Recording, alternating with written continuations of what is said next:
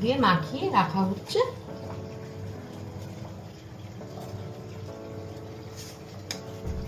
আজকের রেসিপি দেখো কি হচ্ছে বন্ধুরা, জানি না কেমন হবে, প্রথমবার আমি ব্লগ করছি। সর্ষে ইলিশ করার জন্য আমি 6 থেকে 7 চামচ সর্ষে নিয়েছি, হলুদ আর কালো সর্ষে মিলিয়ে, কারণ আমার যেহেতু এখানে 12 পিস মাছ আছে।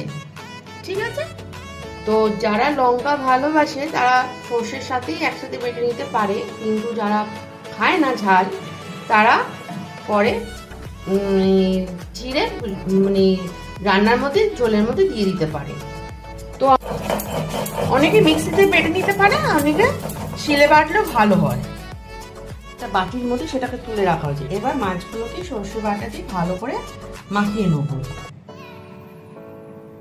তার মধ্যে একটু কাঁচা লঙ্কা চিড়ে চিড়ে দিয়ে দেবো।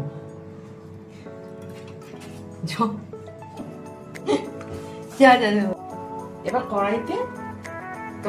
কড়াইটা গরম করে ভালো করে গরম করে ওর মধ্যে সরষের তেল দেবো, দিয়ে তারপর মাছগুলোকে ছেড়ে দেবো। অনেকে মাছ একটু হালকা করে ভেজে নেয়, কিন্তু আমি এখানে কাঁচা দিয়েছি। তেল দেওয়া হয়েছে, তেলটা গরম হচ্ছে। এরপর আমি মাছের মধ্যে একটু তেল দিয়ে দেবো, সরষের তেল। পরে আবার নামানোর সময় আমি ছেড়ে দিচ্ছি।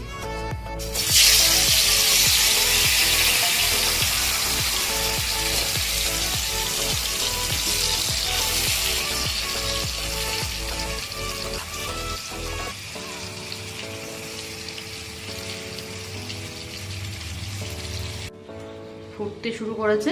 আমি 5-6টা কাঁচা লঙ্কা এর মধ্যে, গোটা কাঁচা লঙ্কা দিয়ে দিচ্ছি।